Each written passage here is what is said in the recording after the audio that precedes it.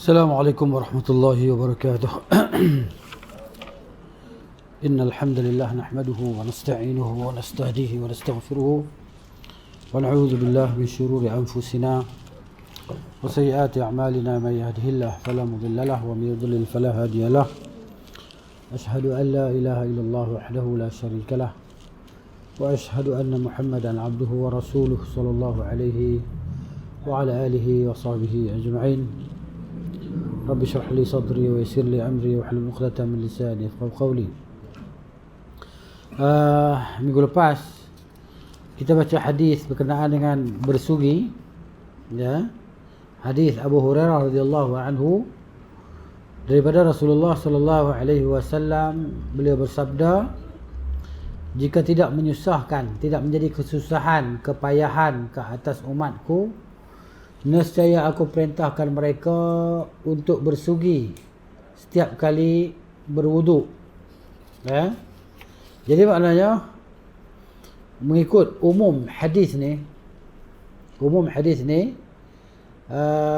anjuran, iaitu sunat bersugi pada setiap waktu, ya, sama ada orang tu berpuasa ataupun orang tu tak berpuasa, ya. Waktu puasa ataupun tak berpuasa, dianjurkan kita bersugi,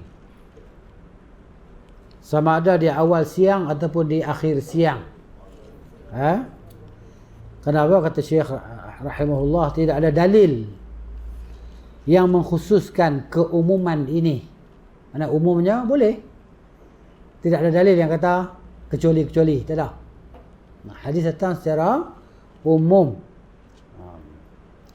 Cumanya ada hadis yang Nabi sallallahu alaihi wasallam bersabda, la khalufu famis saim, nescaya bau mulut adalah, sesungguhnya bau mulut orang yang berpuasa itu atyab, terlebih wangi, okay? Min rihil miski, di sisi Allah Ta'ala lebih wangi daripada bau kasturi. Jadi ini bukan dalil, kata Syekh, bukan dalil yang jelas menunjukkan bahawa maknanya dimakruhkan gosok gigi ataupun bersugi ketika berpuasa. Kerana apa? Kerana khaluf itu, khaluf ni apa dia? Bau mulut. Bau mulut orang yang berpuasa, ia datang daripada perut, bukan datang daripada mulut. Kalau kita gosok gigi pun, pakai buat gigi yang wangi pun, dia bau tu tetap ada, sebab bau tu dia keluar gas tu daripada perut. Maka gosok gigi tadi dia tidak menghilangkan bau mulut orang yang berpuasa. Jadi ini tidak boleh menjadi dalil untuk mengecualikan keumuman tersebut, yang mana umumnya hadis itu menjelaskan bahawa dianjurkan kita bersugi di setiap waktu, tak kiralah waktu puasa atau waktu tidak berpuasa. Ada juga hadis yang dijadikan sebagai istinbat, ya, tentang makruh bersugi di mana ketika dah gelincir matahari bagi orang yang berpuasa. Tapi hadis itu dhaif, hadis itu lemah, ya. Dan dia bercanggah dengan hadis yang sahih, yang mana berbunyi, hadis itu kata, idza sumtum, apabila kamu berpuasa, fastaku fil ghudati, maka bersugilah di waktu pagi, wala tastaku bil ashyi, jangan bersugi di waktu petang. Hadis ni tak sabit lah, hadis ni dhaif, lemah, dan dia bercanggah dengan hadis-hadis yang lain yang sahih, ya.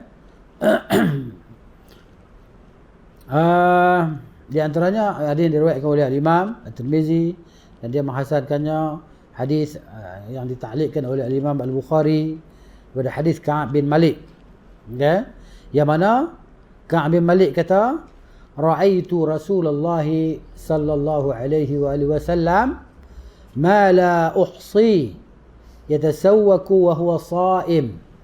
Aku telah melihat kepada Rasulullah SAW banyak kali Nabi bersugi sedang Nabi itu berpuasa,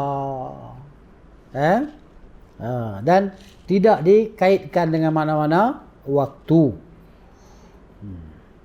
Baik, di antara mereka yang mengatakan anjuran bersugi setiap waktu, tak kira lah waktu puasa ke waktu tak puasa ke, adalah dua imam ini, iaitu Abu Hanifah, Al-Imam Abu Hanifah dan juga Al-Imam Malik.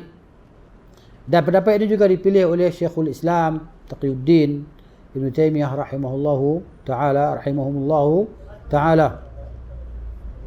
Dan dia sebut dalam kitab Al-Furu', maknanya wahwal azhar, ni yang paling zahirnya, maknanya boleh kita bersugi waktu berpuasa ataupun waktu tak berpuasa. Boleh kita gosok gigi pada waktu puasa dan waktu tak berpuasa, pagi ataupun petang.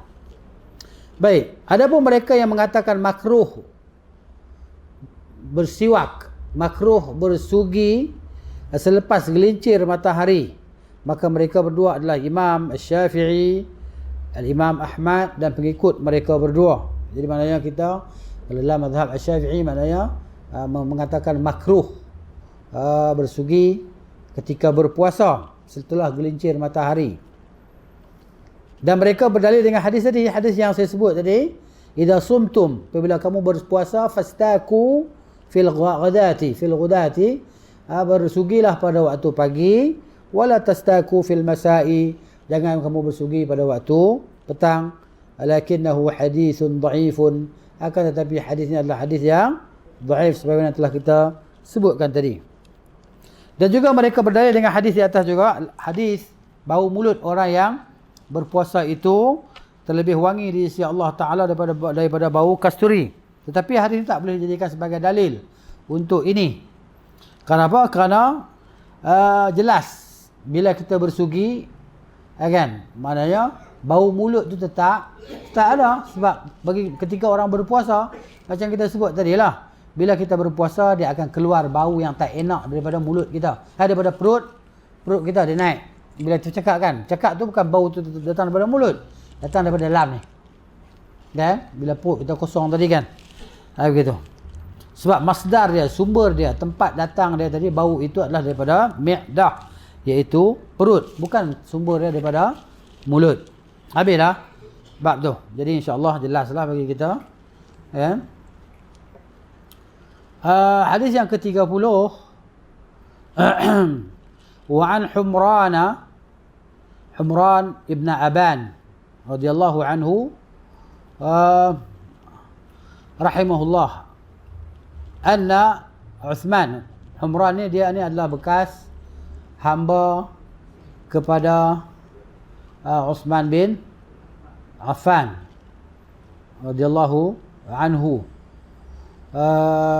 Dia mati pada tahun 75 Hijriah.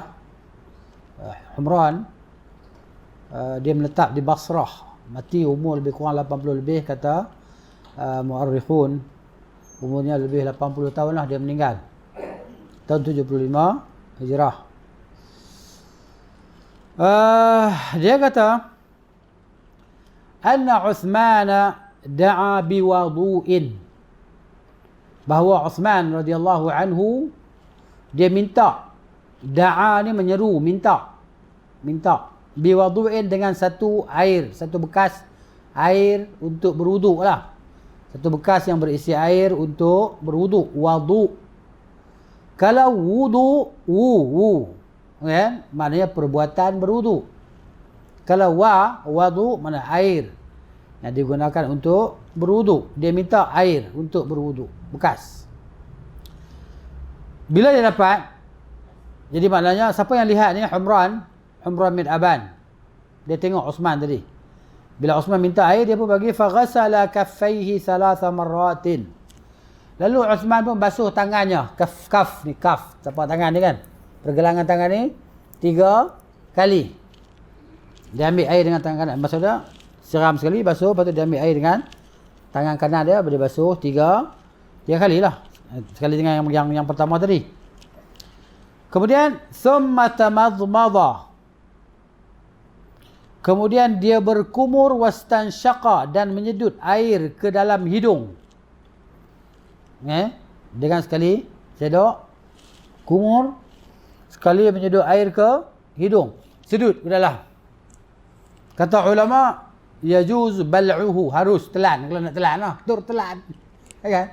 Telan. Jadi gitu. Baik. Di maknanya sedut air dalam-dalam. Wastansara, dan keluarkan air daripada hidung dengan tangan kiri. Masuk tangan kanan, keluar tangan kiri. Thumma ghassala wajhahu thalatha marratin. Maka dan kemudian dia pun basuh mukanya 3 kali. Dalam Quran tak sebut 3 kali. Jadi Al-Quran dia sebut macam tu ya. Jadi hadis datang pendetilan dia. Belajar Quran kena belajar hadis sekali lah baru dia seimbang. Burung pun ada 2 sayap. Ada sebelah sayap tak boleh terbang. Agama ni macam tu lah. Agama ni dia kena ada 2 kepak. Nah, ijma' qiyas tu ni lah, ijma' qiyas. Ni kepak. Nak terbang kan, mana boleh terbang sebelah. Belajar Quran ya. Jadi puak Quran ni sesat. Orang belajar Quran saja sesat. Sesat? Tak, dia mesti kena belajar Quran dengan hadis. Kerana hadis itu menafsirkan bagi Al-Quran. Sebab tu Quran tak boleh tafsir kepala otak ni. Tafsir ada tafsir yang bil ara'. Tafsir bil ara' ni tafsir guna akal. Ini tafsir yang madhmum. Tafsir yang mamduh apa dia? Bil ma'thur. Tafsir yang diriwayatkan daripada Rasulullah SAW, macam mana Nabi SAW fahamkan para sahabat radhiyallahu anhum. Baik. Jadi basuh muka 3 kali. 3 kali ya, limit dia 3 kali ya. Sekurang-kurangnya sekali. 2 kali, 3 kali, 4 kali bid'ah. 4 kali bid'ah. Dan dosa. Basuh muka 4 kali dosa. Walaupun duduk tepi pantai. Kalau terlupa. Lupa kira apa? Lupa. Makan tengah hari bulan puasa pun tak ada masalah apa. Aku ni 2 ke 3? 2 ke 3? Macam semayang. Macam solat kan? 2 ke 3? 2, 3. 2. Kan? Macam tu. Baik. Thumma ghassala yadahu al-yumna. Kemudian Nabi SAW basuh. Kemudian Uthman tadi dilihat oleh Umran bin Aban. Uthman basuh tangan dia yang kanan ilal mirfaqi ke siku. Ke siku. Thalatha marratin 3 kali. 3 kali juga. Thumma al-yusra misla dhalika. Kemudian basuh yang kiri pula 3 kali, kan? Yang tangan ke siku. Kan siku ke tangan. Yang kita buka paip dia tahan siku kan. Ini. Dan tangan ke siku. Tangan ke siku. Sunnah kan? Gitu. Baik. Tapi kalau buat sah dah wuduk tu. Sah lah wuduk tu. Wuduk sah. Kan? Tapi nak buat nak ikut sunnah tu. Kemudian masaha bi ra'sihi. Dia pun menyapu dengan kepalanya. Dalam hadis yang lain menyebut bahawa bada'a bihima maqdama ra'sihi. Dia mulakan dengan 2 tangannya di awal kepalanya. Lalu dia membawanya ke belakang, ila qafahu, ke belakang. Kemudian dia melalukannya ke hadapan pula. Kemudian dia terus mengosok, menyuci telinganya. Sebab apa? Al-uzunan minar ra'si, telinga adalah daripada bahagian kepala. Nabi SAW kata telinga termasuk kepala. Ini sunnah. Baik. Tengok ini cara wudu sunnah. Kemudian Nabi SAW menyapu air ke kepalanya. Bukan basuh. Sapu. Basahkan tangan kita. Sapu. Thumma ghassala rijlahu al-yumna. Kemudian dia pun Uthman tadi basuh kakinya yang kanan ilal ka'bain, sampai kepada 2 buku lali dia. Kenalah buku lali tu, kena. Dengan kita main layu kaki kat pipe je. Setengah orang dia mungkinlah perut dia besar kot. Perut dia besar, dia nak tunduk payah. Ada kan orang yang kesian kita tengok dia berjalan kan, Allah kesian. Dia badan dia besar. Jadi dia nak basuh kaki tak boleh. Dia terpaksa buka paip, tahan kaki, tahan. Tapi tumit dia tak kena. Sebab tu orang di surau masjid, orang buat tempat duduk. Tapi orang jenis hang duduk kadang-kadang kufur nikmat juga. Kan? Orang buat tempat duduk, dia pijak duduk tang tu. Dengan selipar tak apa elok lagi dia naik selipar. Atas tu sekali lagi Pak Long mai hak tak larat tadi. Pak Long hak badan besar tadi mari nak duduk tengok. Dia basuh tadi dia duduk basah pula kain melekat dah. Jadi maknanya begitu. Mana tempat tu orang buat untuk orang yang OKU lah kita kata. Orang kurang upaya. Orang kurang upaya untuk diri kan. Dia nak duduk diri payah kan. Nak tunduk ni perut dia belaga dengan paha dah. Kan. Ini susah. Duduk tu senang lah. Bila duduk senang dia ambil wuduk, relax kan. Sambil santai-santai. Nak bangkit tu 5 minit juga nak bangun sikit tu. Kan. Duduk cepat nak bangun lambat lah. Baik. Jadi kena basuh tengok bagi elok. Gosok. Kan. Sebab apa ada sahabat-sahabat yang kalut. Ambil wuduk. Dia basuh depan dia. Tumit tak kena. Nabi kata, wailul lil aqabi minan nar. Celakalah. Nerakalah. Apa nama? Tumit tadi. Tumit. Maksudnya ambil wuduk. Tumit tak basah. Jadi kena basahkan tumit tadi. Gitu.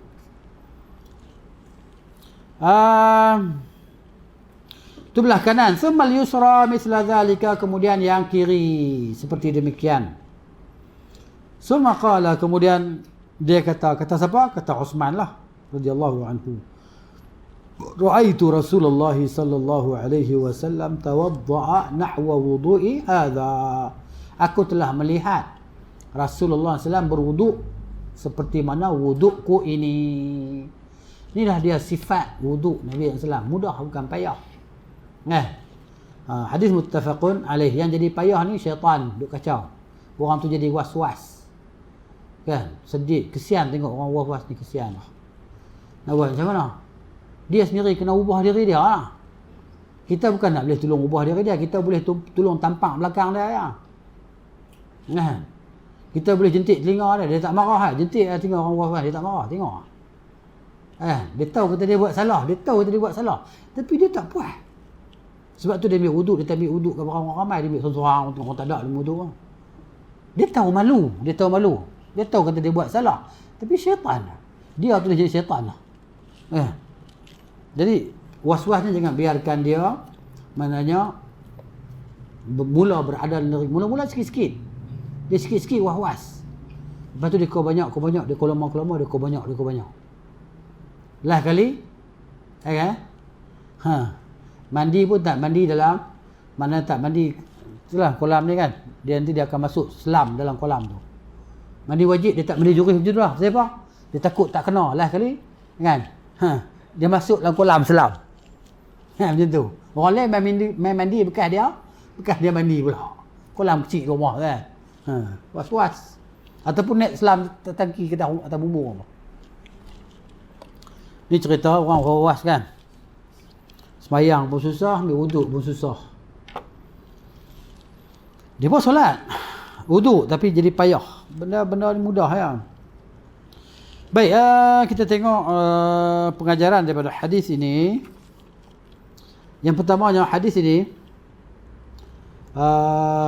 Al-Imam Ibn Hajar rahimahullahu ta'ala dijadikan sebagai asal. Hadis ni hadis punca dalam menjelaskan sifat wuduk Nabi sallallahu alaihi wasallam. Dan Al-Imam Ibn Hajar rahimahullah dia jadikan hadis-hadis yang lain selepasnya sebagai penyempurna bagi hadis ini. Contohnya dengan dua tangan kan apa semua tadi kan. Menyapu air ke kepala tu contohnya. Jadikan hadis-hadis yang datang selepas itu sebagai penyempurna bagi hadis yang kita baca tadi. Kemudian kata Syekh sini rahimahullah, yang bagi liman yuridu ibadatan minal ibadat. Sepatutnya orang yang nak buat apa-apa ibadat ni kan, di antara ibadat tu wuduk lah. Wuduk dan bersuci tadi, mandi ke basuh ke, bahawa dia buat persediaan dengan alat-alat mandi tadi lah. Supaya apa? Supaya ketika dah tengah-tengah nak mandi tak berhajat kepada benda tu dah. Sabun pun dah ada lah, semua dah ada di situ. Buat berus gigi pun dah ada ubat kita. Maknanya dia tinggal nak guna saja lagi lah. Itu sebahagian daripada istimbat lah. Itu maknanya ma'ruf lah, maklum. Kan? Yang ketiganya dianjurkan basuh tangan 3 kali ya. Sebelum masukkan kedua-dua tangan itu ke dalam air wuduk. ketika nak berwuduk. Contohnya, kita pakai gayung tu kan. Kita masjid Bandar Baru Sungai Buloh tu kan kolam dia tu kan besar kan. Jadi kalau kita nak ambil wuduk nanti takut basah baju kita. Nak ambil tangan macam tu kan. Nak ambil takut kita basuh tu basah baju kita, maka kita ambil gayung tu. Ambil gayung apa nama gayung apakah? Kan? Ambil gayung tidak. Kan? Kita basuh tangan kita ataupun kita basuh tangan kita dalam kolam tu 3 kali. Kalau itu cedok air dalam gayung, maka kita celup air dalam gayung tadi. Kita berkumur, istinsyak, sedut air ke hidung, kan? Buat 3 kali, lepas tu kita basuh muka kan? Basuh muka 3 kali. Habis kita ambil pula air tu. Jadi begitu. Maknanya sampailah habis kita berwuduk tadi. Itu maknanya mudah kan? So orang kata yang jadi air mustakmal pula. Tak. Takkan jadi air mustakmal. Al-ma' tahur la yunajjisuhu syai'un. Air suci tidak menajiskannya oleh sesuatu. Dalam mazhab Syafi'iyah kita belajar titisan pertama yang masuk ke dalam tangan kita tadi, dia akan menyebabkan air itu jadi mustakmal. Ini semua membawa kepada sikap ghulu dan waswas lah. Al-ghulu dan waswas. Tak ada masalah bang. Tak ada dalil daripada Nabi SAW menyebut tentang itu. Itu semua akal-akal. Kan? Akal. Katanya air ni maknanya setitis air masuk. Kan kita ambil wuduk kali yang kedua tu kan. Kali yang pertama kita nak basuh muka tu. Basuh muka. Kat air kita menitik kan. Kali kedua kita ambil tu. Mercik ni. Masuk ni. Tak boleh. Kena ambil lain pula. Ini payah dalam agama ni. Ini payah dalam agama. Maknanya Allah tidak menghendaki untuk kamu kepayahan. Ma ja'allahu, mana Allah tidak menjadikan untuk kamu dalam agama ini kepayahan. Begitu. Benda jadi payah.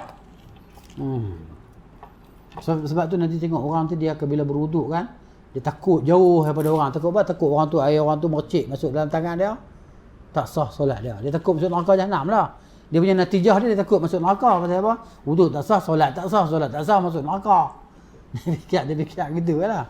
Jadi dengan tu dia mendatangkan was-was dalam diri dia lah. Kemudian wa huwa sunnatun bil ijma'. Ia adalah sunnah dengan ijma'. Ijma' ulama lah. Sepakat para ulama, terutamanya para sahabat radhiyallahu anhum. Basuh tangan 3 kali sebelum masukkan tangan ke dalam bekas tadi lah. Dalilnya apa dia? Bahawa dalil yang menunjukkan bahawa ia adalah hanya sunnah. Sebab apa? Sebab tak disebut penyebutannya dalam ayat dalam surah Al-Maidah tu kan. Idza qumtum ila salati faghsilu wujuhakum. Dalam surah Al-Maidah tu Allah sebut bila kamu nak bangun solat, maka basuhlah muka kamu. Dalam Quran tu tak sebut basuh tangan. Di sini dalil yang mengatakan ia adalah istihbab, anjuran. Dan perbuatan Nabi sallallahu alaihi wasallam semata-mata kan tidak menunjukkan wajib. Melainkan Nabi suruh dengan lidah dia, itu wajib. Tapi Nabi buat, tidak menunjukkan wajib. Hanya saja dia menunjukkan kepada anjuran, yakni istihbab. Ini kaedah usul lah, ini kaedah usul. Bila Nabi buat satu perkara, Nabi tak suruh pun, maka ia adalah sunnah fi'liyah. Sahabat buat sesuatu depan Nabi SAW, Nabi tak kata apa? Sunnah taqririyah. Nabi suruh sahabat buat. Ataupun Nabi kata, yang ni sunnah, aku suka hak ni, hak ni bagus. Itu sunnah qauliyah, perkataan Nabi SAW. Jadilah Nabi kata, laula an asyqa ala ummati la amartuhum bis-siwaki 'inda kulli wudu'in. Kalau tidak menyusahkan atas umatku, nescaya aku akan perintahkan mereka untuk berwuduk setiap kali nak wuduk. Satu hari dia pula, laula an asyqa ala ummati la akhartu al-'isha'a ila nisfil lail. Kalaulah tidak menyusahkan atas umatku, nescaya aku akan lambatkan sembahyang isyak itu sampai ke tengah malam. Kan? Ini dalil menyatakan bahawa isyak waktu dia sampai tengah malam je. Bukan sampai pagi ya. Bukan sampai pukul 3, pukul 2 pagi, tak. Tengah malam. Kalau kita tengah malam pukul berapa, tengoklah keadaan musim lah, musim. Bukan sebetulnya tengah malam tu pukul 12 malam, tak sebetulnya.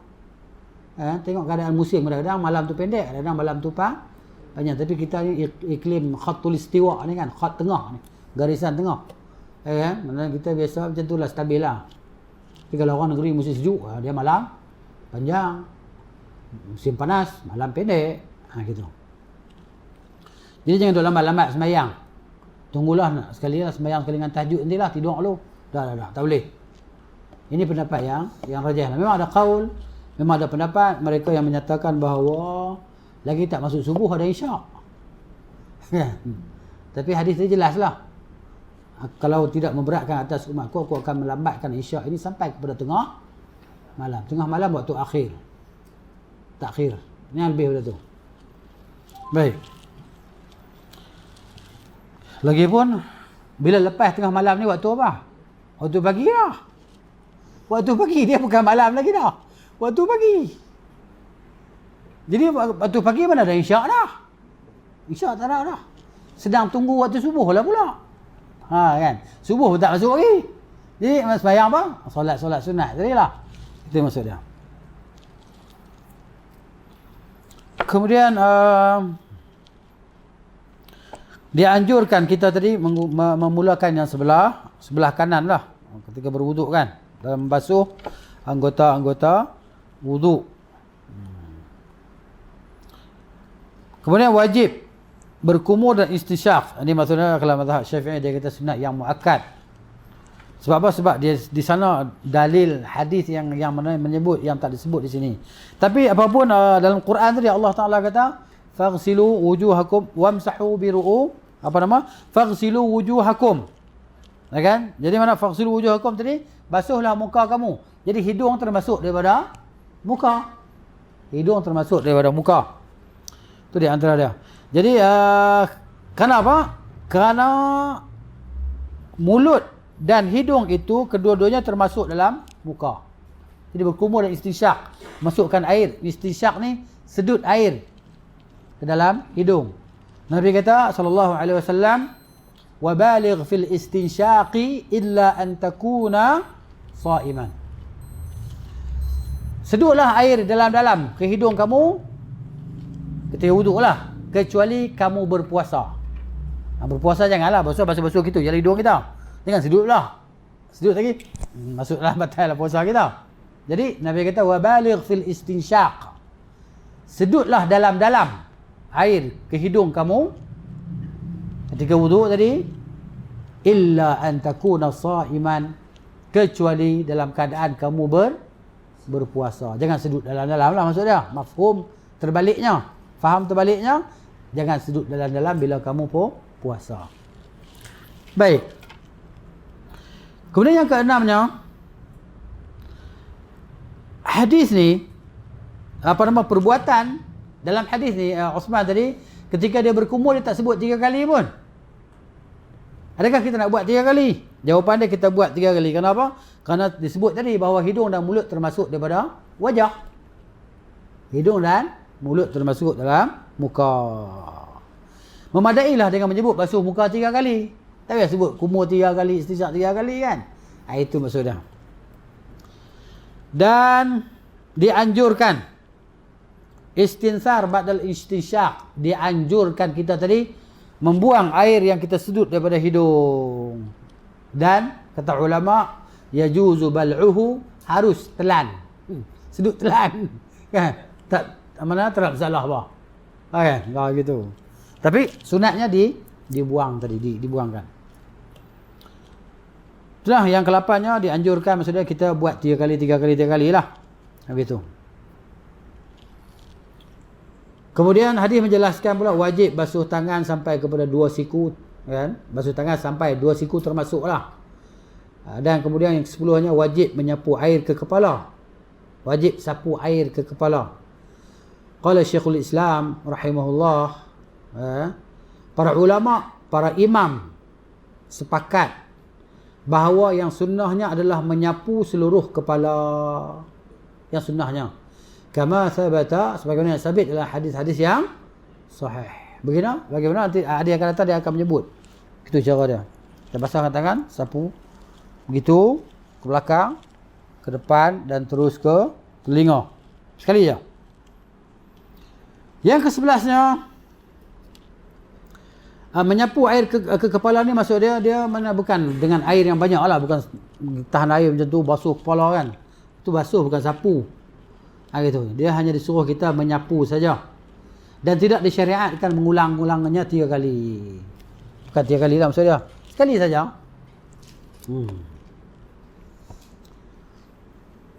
Jadi dia mulakan di bahagian depannya dan dia ke belakang, kemudian dia berakhir di bahagian depan. Kemudian telinga ini pula. Telinga ini termasuk daripada kepala. Telinga termasuk dalam bahagian kepala. Sebab itu yang disyariatkan adalah menyapu kepala dan telinga sekaligus lah. Dan tidak diambil air yang baru, kan? Selain daripada air di kepala tadi kan, untuk telinga. Sekarang memadai air yang untuk kepala tadi terus ke telinga. Kemudian dalam hadis ini jelas menunjukkan wajib basuh kaki lah. Dan penolakan terhadap mereka yang berkata memadai dengan menyapu. Syiah ada apa? Sapu kaki pun tak basuh. Mazhab dia begitu. Jadi maknanya tak betul lah. Yang betulnya adalah basuh kaki dia. Sapu masa bila? Sapu ketika kita berwuduk sempurna, lalu kita pakai khuf ke, kita pakai stokin ke, kasut ke apa ke, kan? Jadi maknanya ketika wuduk kita batal, kita nak berwuduk semula, kita malas nak tanggalkan kasut, kita hanya sapukan saja di atas kasut ataupun di atas khuf ataupun stokin tadi. Kan? Tapi syarat kita dah wuduk sempurna lah. Kalau kita tak musafir, hanya sehari semalam sajalah, siang dan malam. Siang malam. Kalau kita pakai pukul 6, okay? Dan mana dah subuh tu tak boleh guna lagi lah. Dia siang malam ni bukan maksud 24 jam ah. Jangan silap faham. Siang malam 24 jam dah. Kalau kita pakai dah 6.30 dah. Kan dia dengan sampai Isya ajalah. Kan sampai Isya.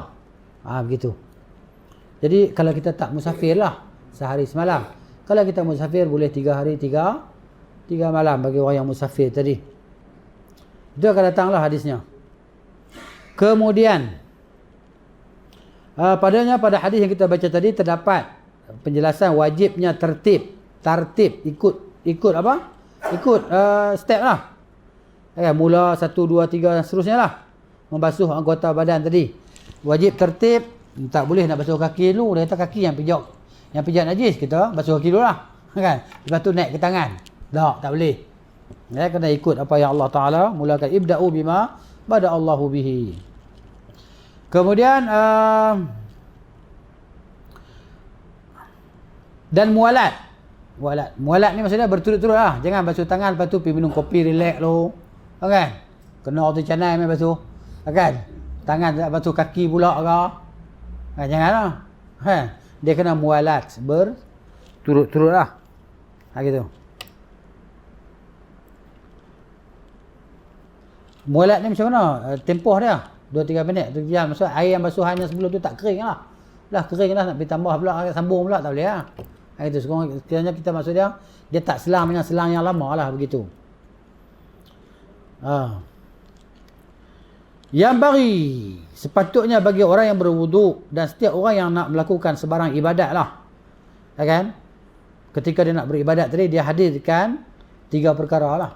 Ketika nak beribadat kepada Allah tadi, dia hadirkan 3 perkara. Yang pertama, kan, iaitu ketaatan kepada Allah Ta'ala. Supaya ibadat tu berasa besar dalam diri dia. Ibadat yang dia buat tu berasa besar, berasa agung dalam diri dia. Hadirkan diri dia untuk taat semata-mata kepada Allah Ta'ala supaya ibadat yang dia nak buat tu jadi agung dalam diri dia. Kan? Jadi begitu bernilai dalam diri dia. Yang keduanya, iaitu mendekatkan diri kepada Allah Ta'ala dengan suatu ibadat tu. Dengan ibadat tersebut lah. Supaya apa? Supaya dia sampai kepada darjat muraqabah. Darjat maknanya mendekatkan diri kepada Allah Subhanahu Wa Ta'ala dengan kekhusyukan lah. Maka ketika itu dia akan buat ibadat yang terbaik lah. Dengan cara yang terbaik. Itu yang keduanya.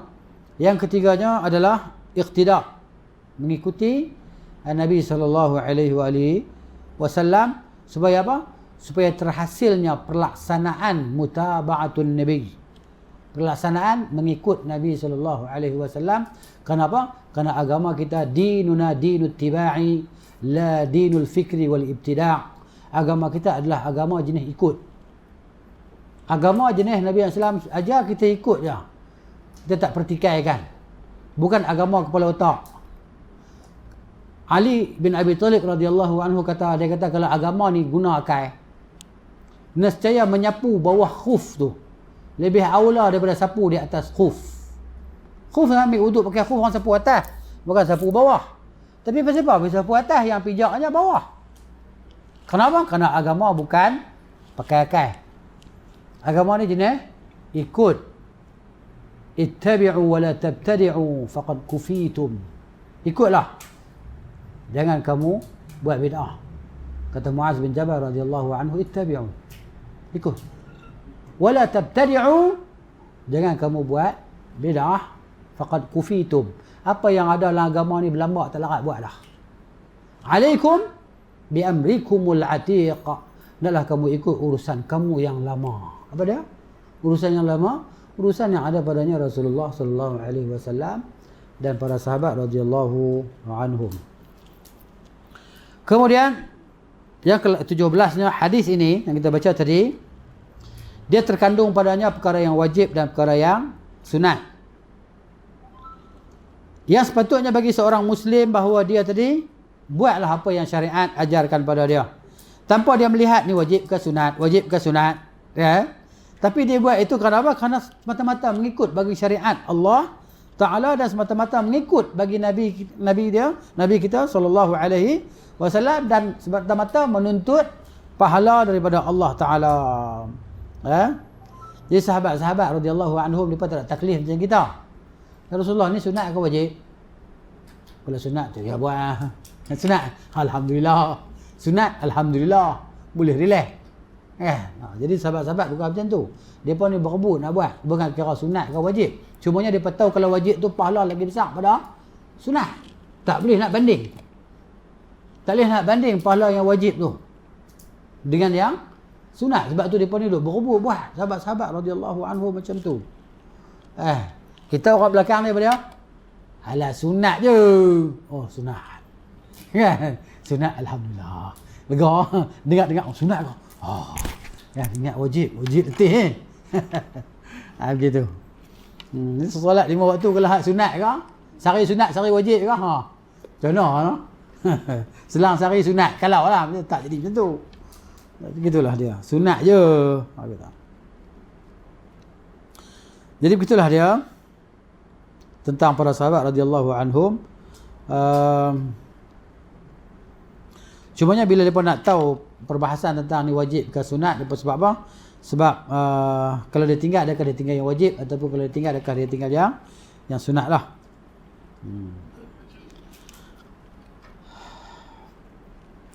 Kemudian hadis juga terdapat padanya ta'lim, pengajaran lah, dengan perkataan dan perbuatan.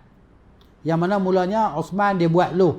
Dia buat kawan ni tengok, Humran tadi tengok, lepas tu dia bercakap. Jadi maknanya dia mengajar dengan perkataan dan perbuatan. Tapi dia mula tadi apa dia? Dengan perbuatan kemudian perkataan. Jadi maknanya mengajar ni itulah dia. Kadang-kadang mengajar dengan lisanul hal, tapi selalunya mengajar dengan lisan al-maqal. Lisan al-maqal apa dia? Lidah kita. Kita bercakap, tunjuk ajar. Dan kadang-kadang pengajaran itu berlaku dengan lisan al-hal, body language kita, perbuatan kita. Mengajar tadi.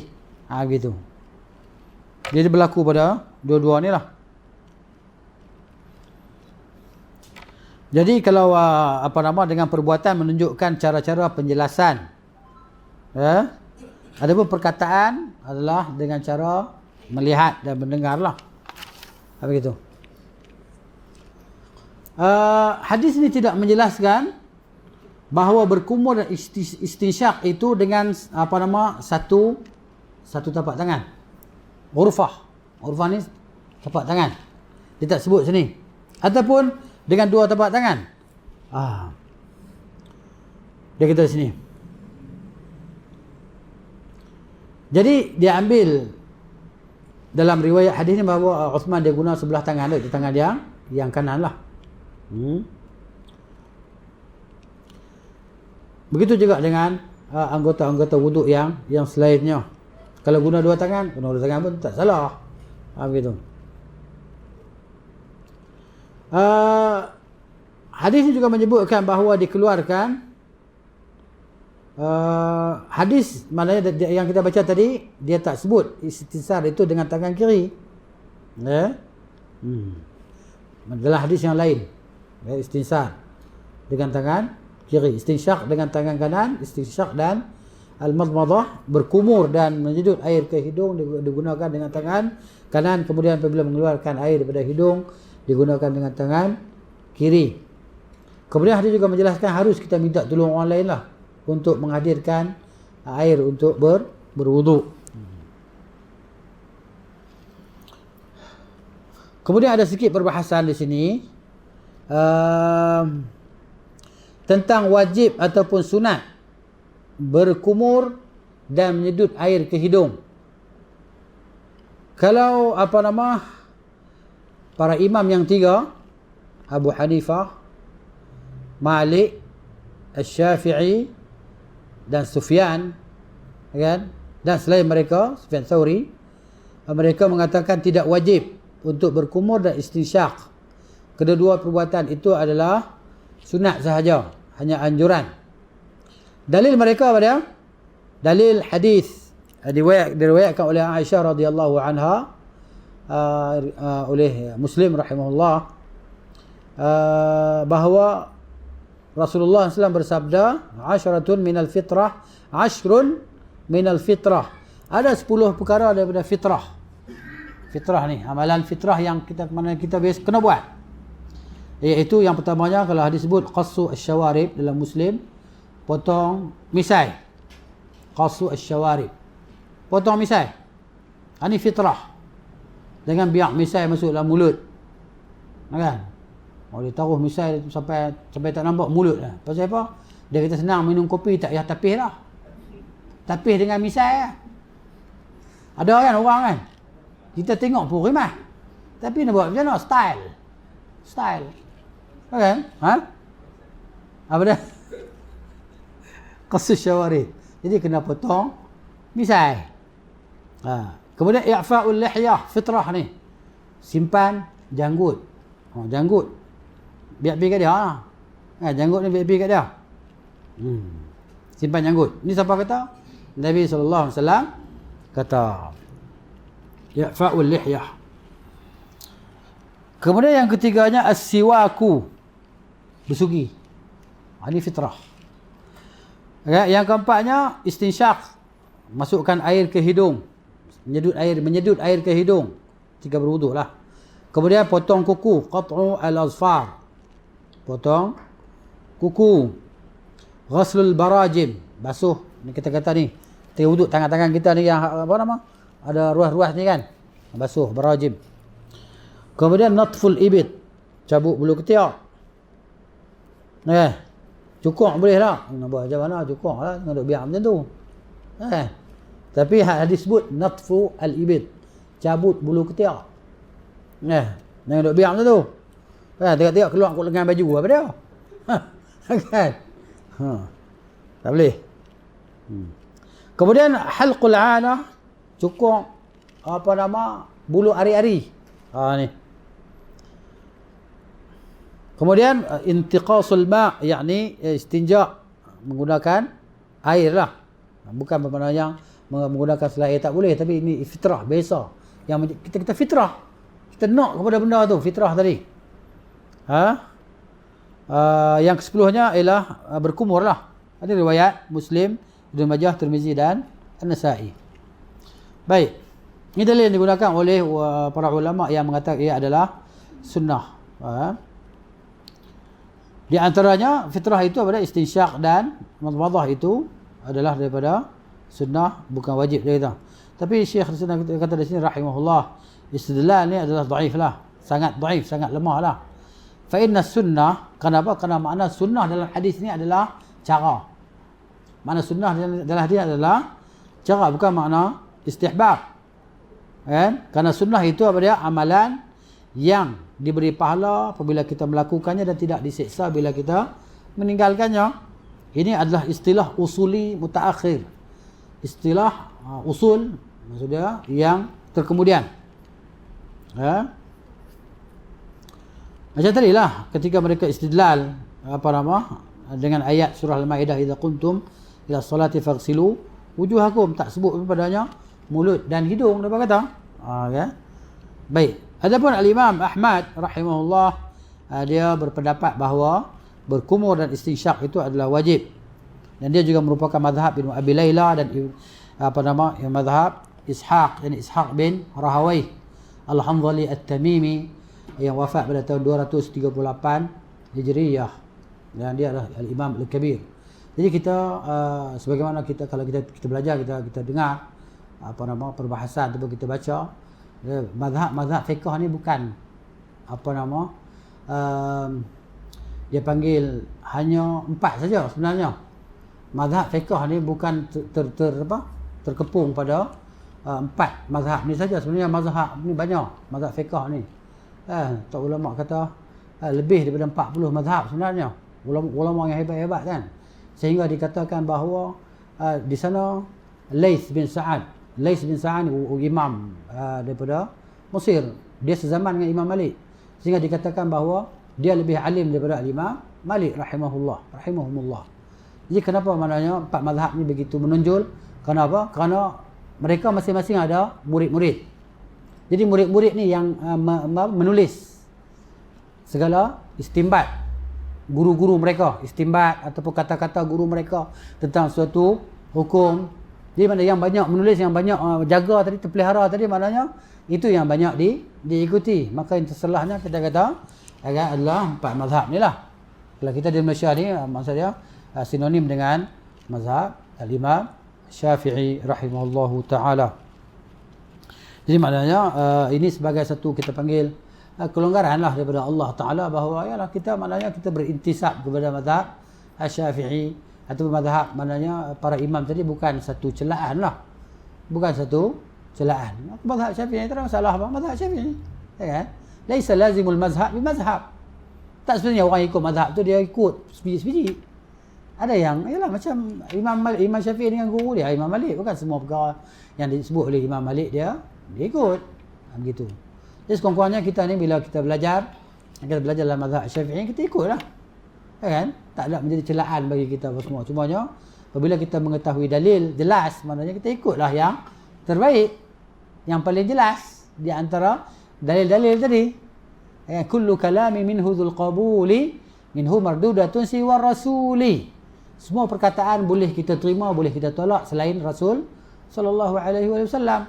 Qala Abu Hanifah al-Imam la yanbaghi liman lahu al-Islam akhdhan biqawli hatta tu'rada 'ala al-kitab wal hadits al-murtada. Berkata Imam Abu Hanifah rahimahullah, tidak layak bagi orang Islam kan untuk ambil pendapatku sehingga dia bandingkan dengan Al-Quran dan hadis-hadis yang murtada, hadis-hadis yang sahih. Wa maliku imami daril hijrati qala wa qad ashara nahwa al-hujrati qala kullu kalami minhu dhul qabuli minhu mardudatun siwa rasuli. Imam Malik rahimahullahu ta'ala dia duduk dalam majlis ilmu dia dalam masjid Nabi SAW dan mengisyaratkan kepada bilik Nabi SAW, kepada kubur Nabi SAW. Dia kata semua perkataan orang boleh kita terima, boleh kita tolak kecuali Rasul sallallahu alaihi wasallam. Wa Syafi'i qala in rawaitumu qawli ya mukhalif al-akhbara fadribul jidara. Imam Syafi'i kata, kalau kamu lihat pendapatku bercanggah dengan khabar yang sahih, iaitu hadis Nabi SAW yang sahih, maka capaklah perkataanku ke dinding. Wa Ahmadu qala la taktubu kullama qultuhu bal aslu dhaka fatlubu. Imam Ahmad kata apa? Jangan kamu tulis semua yang kamu dengar daripada aku, bahkan kamu tuntut yang asalnya. Apa dia? Al-Quran dan hadis. Ini perkataan a'immah al-arba'ah, perkataan para imam yang 4. Jadi maksudnya imam mazhab ni banyak sangatlah. Disebut lebih pada 40 orang tadi. Itulah yang kita sebut tadi kan. Wallahu taala a'lamu. Kemudian mana dia dalil Al-Imam Ahmad ketika Dalil Imam Ahmad ketika dia mewajibkan madmadah dan istinsyaq. Yang pertama dia kata di sini adalah perbuatan Nabi sallallahu alaihi wasallam secara berterusan dan Nabi tak pernah meremehkannya. Bahkan Nabi suruh dengan lisan dia. Nabi kata wabaligh fil istinsyaqi illa an takuna sha'iman. Sedut dalam air tadi. Ya, mana dengan hidung kamu kecuali ketika kamu berpuasa. Kalaulah kedua-dua perkara itu adalah mustahab ataupun anjuran sahaja, nescaya Nabi SAW akan meninggalkan sekali-sekala. Nabi akan tinggalkan sekali-sekala. Kenapa? Kerana nak menjelaskan harus tadi. Ya. Jadi maknanya, kalau perbuatan itu disusuli dengan perintah, maka itu adalah dalil wujub, dalil wajib. Kenapa? Allah Ta'ala perintah. Faghsilu wujuhakum. Naklah kamu semua membasuh kedua muka kamu. Naklah kamu semua membasuh muka-muka kamu, wajah-wajah kamu. Jadi mulut dan hidung termasuk dalam wajah. Itu yang pertama, dalil Imam Ahmad. Dalil yang kedua, hadis Aisyah radhiyallahu anha bahawa Nabi sallallahu alaihi wasallam bersabda, al-madmadah wal istinsyaq min al-wudu' alladhi la budda minhu. Kumur dan istinsyaq, sedut air ke hidung, daripada wudu, maksud ketika berwudu yang tidak daripadanya, maksudnya yang mesti dilakukan. Yang ketiganya dalilnya adalah apa yang diriwayatkan oleh al-Imam Muslim rahimahullahu taala daripada hadis Abi Hurairah radhiyallahu anhu, anna Nabi sallallahu alaihi wasallam qala, bahawa Nabi sallallahu bersabda, idza tawaddaa ahadukum, apabila seseorang kamu berwudu, falyastanshiq, maka hendaklah dia menyedut air bimin kharaihi minal ma'i, dengan dua lubang hidung. Min kharai ini dua lubang hidung dia lah, kan? Dengan air, thumma liyastanthira, kemudian dia keluarkan air daripada hidungnya. Istinthar, istinsyaq sedut, istinthar buang, begitu. Dalil yang keempat yang dikeluarkan oleh al-Imam Abu Dawud dan Ad-Darqutni rahimahumullah daripada hadis Laqit bin Sabrah radhiyallahu anhu, anna an-nabiy sallallahu alaihi wasallam qala idza tawadda'ta famadmad. Nabi kata, bila engkau berwudu, hendaklah engkau berkumur. Yang kelimanya dalil ya, iaitu perintah dengan membasuh muka lah, dengan firman Allah Ta'ala dalam surah Al-Maidah tu, faghsilu wujuhakum, hendaklah kamu semua membasuh wajah kamu. Itu perintah. Jadi hidung dan mulut termasuk dalam wajah. Jadi yang rajahnya, wallahu ta'ala a'lam, al-madhhabul akhir, madhab yang terakhir ini madhab al-Imam Ahmad bin Hanbal rahimahullahu ta'ala, kerana kekuatan dalilnya dan tidak ada sesuatu pun dalil yang dapat menyanggahinya. Wallahu a'lam. Kemudian hadis yang ke-31, wa an aliyin, daripada Ali, yani Ali bin Abi Talib radhiyallahu anhu, fi sifati wudu'in Nabi sallallahu alaihi wasallam qala, ya, pada menjelaskan tentang sifat wuduk Nabi SAW, dia berkata, wa masaha bi ra'sihi wahidatan, dan Nabi SAW menyapu dengan kepalanya sekali. Akhrajahu Abu Dawud wa Nasa'i wa Tirmidzi bi isnadin sahihin, diriwayatkan oleh Abu Dawud, Nasa'i dan Tirmidzi dengan sanad yang sahih. Bal qala at-Tirmidzi, bahkan Imam Tirmidzi kata apa? Innahu asahhu syai'in fil bab. Hadis yang paling sahih dalam bab ini, kata Imam Tirmidzi rahimahullah. Hadis yang ke-32. Wa an Abdullah bin Zaid bin Asim radhiyallahu anhuma. Abdullah bin Zaid bin Asim, kedua-dua ni adalah sahabat Nabi. Anak dan ayah ni sahabat Nabi radhiyallahu anhuma, fi sifatil wudu'i, dalam menjelaskan tentang sifat wudu.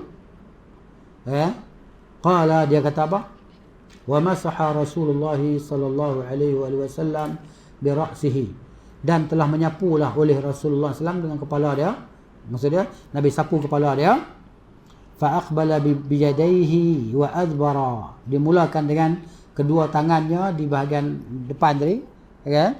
Dan dia ke belakangkan tangan dia, bawa ke belakang. Dalam lafaz hadis muttafaqun alaih, sepakat Al-Bukhari dan Muslim rahimahumullah.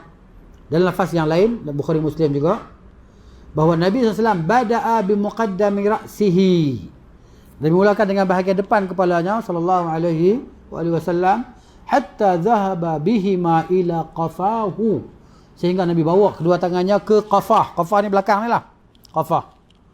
Thumma raddahuma, kemudian Nabi tolakkan keduanya ilal makan alladhi bada'a minhu, ke tempat yang Nabi SAW mulakan dengannya.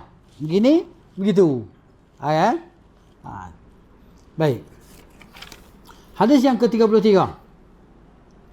Wa an Abdullah bin Amr bin Al-As, Abdullah bin Amr bin Al-As radhiyallahu anhuma. Dua-duanya juga sahabat Nabi lah, ayah dan anak tadi.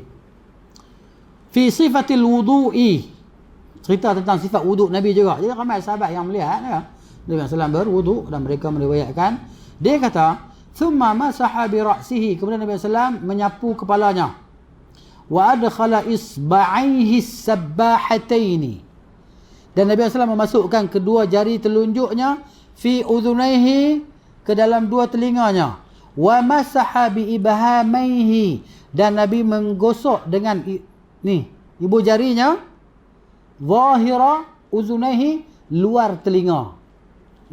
Jadi jari gini, gitu. Sahabat disebut detail kan, macam tu sekali. Akhrajahu Abu Dawud wa Nasa'i wa sahahahu Ibnu Khuzaimah, dikeluarkan oleh Abu Dawud, Nasa'i dan disahihkan oleh Ibnu Khuzaimah. Jadi mana kita dah tahu hadis ni. Kalau kita tak beramal dengan hadis Nabi sallallahu alaihi wasallam, maka kita apa kita nak kata, kita dah belajar benar, dia dah tahu hadis ni, tiba-tiba kita hak lama best lagi lah, hak baru ni tak puas lah, kan? Kita buat lama, tiba-tiba nak tukar benda ni. Bukan sebab apa? Sebab kita tak belajar dulu, kan? Sebab tu kita lama buat. Ada orang dia buat sat ya, sebab apa? Sebab dia baru belajar. Ada orang tak pernah buat langsung, dia masuk Islam, dapat agama tu tulen terus, kan? Bersumberkan daripada Al-Quran dan hadis. Kalau siapa-siapa kita pergi ke mana, ke sebelah barat, US ke mana ke, kan, tengok orang yang masuk Islam ni, kan, dia apa ni? Buat benda yang mungkin orang kita, kalau orang kampung bertengok, pokok ni sesat lah, Islam apa dia buat ni? Sebenarnya sesat tu patah balik kan, hang tak pernah mengaji. Depa ni masuk Islam, depa belajar, depa mendengar, depa membaca, kan. Jadi orang kita, orang Islam asal ni, dia dah Islam tu, tak payahlah aku Islam dah, kan, cukup lah berpada dengan apa yang dah buat. Dia tak tahu dia buat tu betul tak betul, berapa lama tadi, berapa lama dah kita duk usolli, berapa lama dah kita usolli, kan, lupa soli mayang apa ni. Soli fardu apa, ramai orang tak sembahyang jenazah, pergi tengok kat masjid, tengok masjid ada orang mati umur 60, 70, tak sembahyang jenazah, duduk belakang tunggu. Orang bukan ada sembahyang tu, belum juz sembahyang. Aku tak pernah sembahyang, aku tak kerti niat. Ni saya sendiri mengalami sembahyang jenazah. Jom pakcik, jom solat. Pahala saing. Pahala saing pergi Uhud tu, sembahyang. Aku tak pernah buat, dia tahu. Niat macam mana niat? Alah, takbir sudah. Allahu Akbar. Kan? Macam tu je kan? Bukan takbir nak makan roti canai. Diri menghadap kiblatnya mayat depan tu, tahu dah nak buat apa. Takkan kita nak buat masa tu, kita nak buat apa? Nak sembang. Allahu Akbar, bukan nak sembang, kita nak sembahyang. Sembahyang apa? Nampak jenazah terlentang tu. Nak buat sembahyang apa? Kan sembahyang zuhud, kan sembahyang asar kot, sembahyang jenazah. Kan? Jadi sembahyang jenazah ni mana ada rukuk sujud dah. Pak takbir selesai ya. Tapi kalau dulu Pak takbir boleh RM2. Satu takbir 50 sen. Sekali orang mati boleh nasi belauk sebungkus. Jadi ya. Hari ni kalau 5 orang mati lega. 2 orang mati je lah. Itu tak masuk duit apa lagi. Duit sembahyang hadiah. Sembahyang hadiah. Orang tu hidup sembahyang ada hadiah sembahyang dah. Sembahyang hadiah, siapa nak sembahyang hadiah RM20. Hai, RM20 tu 80 besar. Jadi orang ada kereta ni, lain pula. Kan? Ada kaitan ni lain pula. Bayar hadiah. Sekali lagi, beratik di kubur, lain pula. Baca Quran. Oi, kaya. Kaya, orang mati boleh kaya kita hidup ni. Esok kita mati, tahu lah. Kita tak tahu lah anak-anak kita hidup tu pula menanggung lah. Kan? Buat kenduri pula, tengok lah. Kan? Berapa hari, malam apa? Malam apa? Malam pertama, malam 7, malam apa? 40 sekali, malam 100 tau. Hari. Tak buat dia kata hang ni memang anak derhaka. Tu dia. Tak sayang ke mak. Tak sayang ke ayah. Kau adik pun terpaksa salah, pergi berhutang nak buat kenduri juga. Makan apa? Bihun. Bihun je. Bihun tak payah panggil aku, kambing apa? Ni. Baik. Ni cerita dia kan. Mana kita insya-Allah nanti kita cerita berkenaan dengan pengajaran yang dapat diambil dari 3 hadis yang kita baca tadi lah. Okay, penjelasan dia. Kita berhenti di sini. Ada soalan?